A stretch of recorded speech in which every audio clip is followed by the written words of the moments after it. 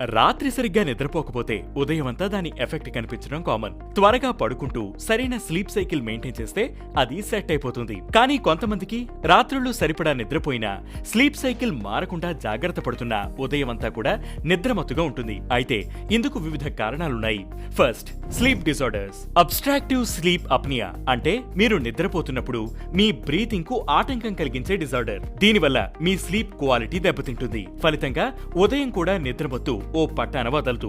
Restless leg syndrome. నిద్రలో ఎక్కువగా కాళ్లు కదిపే న్యూరలాజికల్ డిజార్డర్ ఇది. పడుకున్నప్పుడు కాళ్లలో నొప్పులు, సలుపు మొదలైనవి దీని లక్షణాలు. దీనివల్ల కూడా స్లీప్ క్వాలిటీ దెబ్బతింటుంది. ఇక నార్కలెప్సీ అనే క్రోనిక్ న్యూరలాజికల్ డిజార్డర్ వల్ల కూడా మీకు ఉదయం పూట ఎక్కువగా నిద్రొస్తుంది. మీ బ్రెయిన్ కుండే స్లీప్ సైకిల్ కంట్రోల్ చేసే సామర్థ్యానికి ఇది అంతరాయం కలిగించడమే ఇందుకు ప్రధాన కారణం. Idiopathic hypersomnia. ఇది కూడా ఓ స్లీపింగ్ డిజార్డర్. ఎంతసేపు నిద్రపోయినా నిద్రమత్తు వదలకపోవడం, రోజంతా అలాగే ఉండడం దీని లక్షణం. దీనివల్ల థింకింగ్, మెమరీ, కాన్సంట్రేషన్ డ్యామేజ్ అవుతుంది. మత్తు పదార్థాలకు బానిసవడం సహా మెంటల్ హెల్త్ కండిషన్స్ అయిన యాంగ్జైటీ, డిప్రెషన్ వల్ల కూడా మీకు ఎక్సెసివ్ డే టైమ్ స్లీపినెస్ ఉంటుంది.